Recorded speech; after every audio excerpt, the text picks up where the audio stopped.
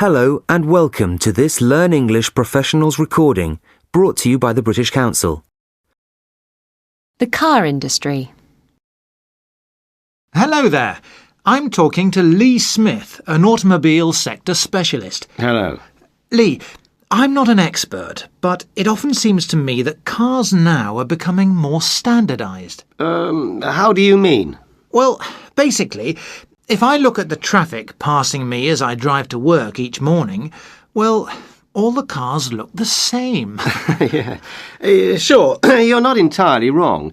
Developments in technology and fuel efficiency is a major factor here, mean that in some ways standard design is inevitable. Companies are all finding the best way to design a car. Exactly. At least a car that the market wants right now. But you're here to tell us about an exception. Yeah.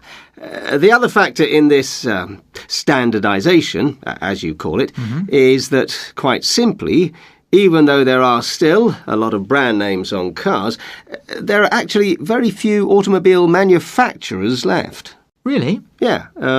Toyota, General Motors, Ford and Volkswagen have around 50% of the global market. Oh. Even classic British names such as Rolls-Royce and Aston Martin are owned by multinationals, BMW and Ford, respectively.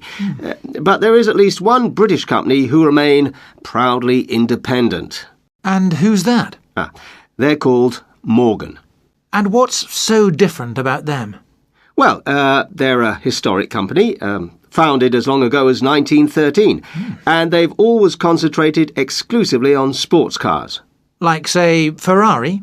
No, because Ferrari are part of Fiat, one of the other major manufacturers. Oh.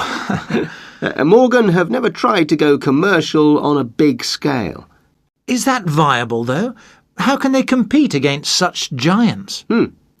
By doing what they do best and not changing in a changing world. They're still making the same cars they made in 1913? Well, no, of course not. But the style of the cars has remained strikingly constant. They are very unusual looking, aren't they? Especially these new models. Yeah, the Aeromax and Life cars. They have a design which is both traditional and very modern. Yeah, they look quite futuristic, actually. Exactly. And that's only the outside. The Life car, for example...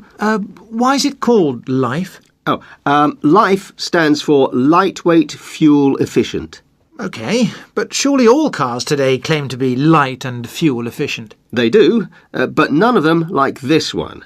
How come? Well, like all Morgan cars, the frame is made of wood. Wood? Yes. Not only is it lightweight, the company claim that it is also safer. Safer? Yes. So why don't more companies make wood frame cars? One simple reason. It's not cheap. OK, I see. Added to that, the Life car uses a fuel cell. Is that a kind of battery? Yes, kind of, but it allows for better performance. Interesting. Why aren't these cars everywhere then?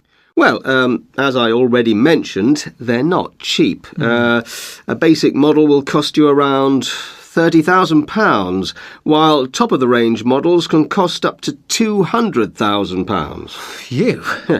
And that's not all. There's a one-year waiting list for these cars. Why so long?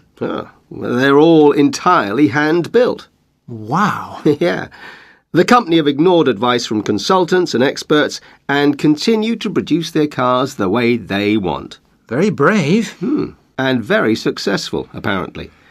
Would you say then that Morgan is an exception or the way forward? That's a difficult question to answer.